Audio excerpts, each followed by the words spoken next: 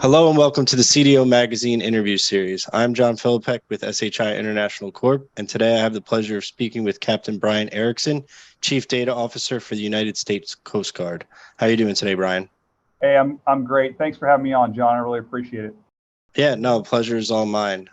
So today we have a few topics that we're going to get into. We're going to go through a little bit of change management, organizational change management, and how that relates to data literacy, the strategy and the roadmap kind of behind that, and then some of the analytical strategy that you're hoping to implement there.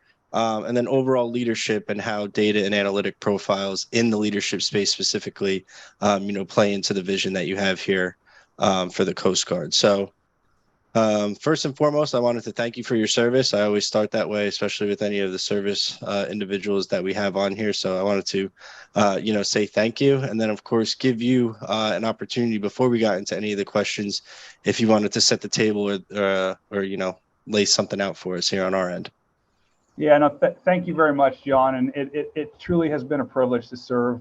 I actually in July, I hate to, describing what my age is, but in July, I went over 30 years. I had originally enlisted when I was 17 years old out of high school, and my mom had to sign, because I wasn't an adult, had to sign to allow me to go to boot camp, where I spent my 18th birthday. So it's been I never thought I'd be sitting here in no way as the Chief Data Officer of the Coast Guard, way back when I left high school. From Port Townsend, Washington. So really a true privilege. Coast Guard's an incredible organization, and I've had just a fascinating career. My background is mostly in aviation, search and rescue helicopters. I flew C-130s for a tour, but primarily doing helicopter rescue throughout my time. I was able to, as you grow in the organization, you start to expand out from your primary, capability or the part where you serve, and you start to take on different roles. And I was very fortunate to start this new role, which we had not had one, as the chief of what was called the Data Readiness Task Force. So in August of 2020, the Vice Commandant at the time recognized a need to bring the organization to become more data-driven. And he chartered a task force called the Data Readiness Task Force. And there was a number of lines of effort, primarily focused around workforce development. What type of workforce do we need to become more data-driven? Data quality and fidelity, data governance, for which had not really been considered seriously within the organization. Focus on data analytics, because that's where we're really truly going to bring the value for mission success. And then also the tech. The tech needed to come along. We were piloting some activities with a vendor in a data intensive tech stack, and then we wanted to know what the way ahead was. So with those lines of effort, the Data Readiness Task Force went on a 2-year effort to start to figure out and really shape what the future data workforce would look like in the organization. And right on time, in September 1st of this year, so 2022, the Data Readiness Task Force stood down, and we stood up the first ever Office of Data and Analytics for the Coast Guard. Along that journey, about a year ago, we named, I was named as the first Chief Data Officer, and we started to establish some of those work roles that are going to be required for us to move forward. The central office has a number of those work roles that we never had. We established a data governance chief, a chief of data analytics and artificial intelligence, a data integration division chief. And then we also wanted to make sure that there was buy-in across the organization in some of those key areas. We did not want to have to bolt on, privacy and ethics later. So within the office, the Central Office of Data and Analytics, I have an embedded attorney that specializes in information law. I will have, and we're still hiring, an embedded privacy specialist that takes technical authority up through our privacy officer.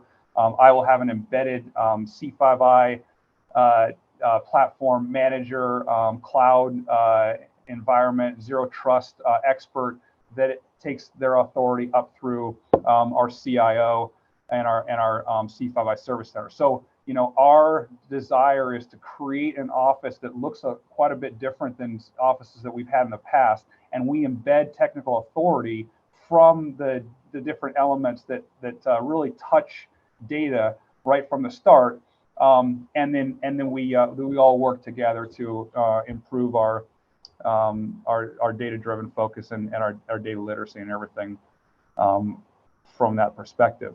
It really has been I would say a gap in the organization. We've never had a group of people that are looking at the organization through a data lens, and now we have that. You know, there's an IT focus. We have a strong cybersecurity domain, an entire operational division or command rather devoted to cybersecurity. You know, we have privacy functions that are established.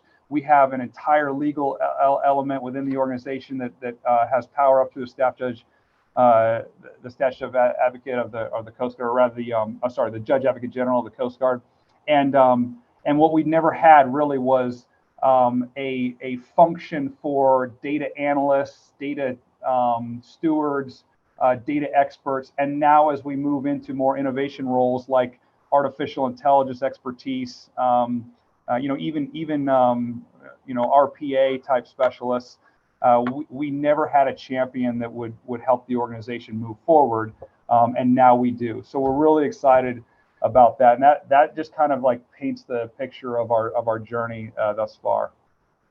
No, I mean, that's honestly, I love the fact that the task force was formed ahead of time, understanding that you needed to rope in many key individuals. A lot of the conversations that we end up having around this particular topic with other CDOs like yourself is about getting some of that support from some of the internal individuals instead of trying to you know, fight with them. In your case, it seems like everybody was on board and they recognized like taking the time to put together the task force and really analyze the different areas in which this could, you know, affect and touch within your organization in order for it to scale appropriately.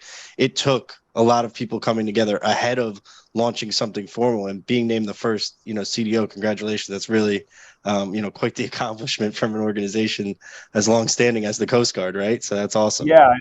Yeah, no, so, there's so much right there that I agree with.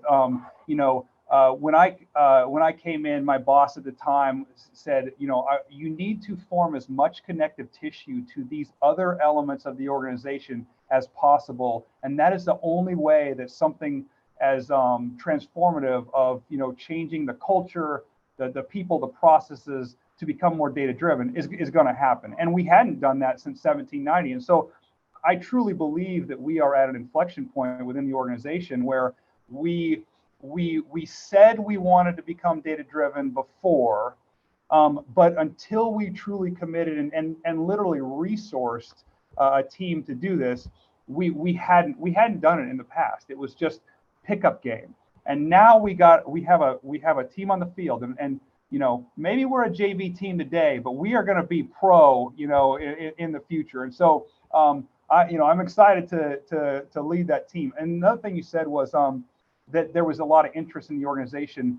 And when I came in and took over from what became my deputy as on the data readiness task force, she said to me, she said, "Hey, the one cool thing about our job, everywhere we go, everyone's excited to see us. Like they want this to work. You know, from senior level on down, even senior executives where you would say, you know, there might be a little bit of empire building over here, and there might be a likelihood of this particular person to kind of hold tight their little empire." That was not the case.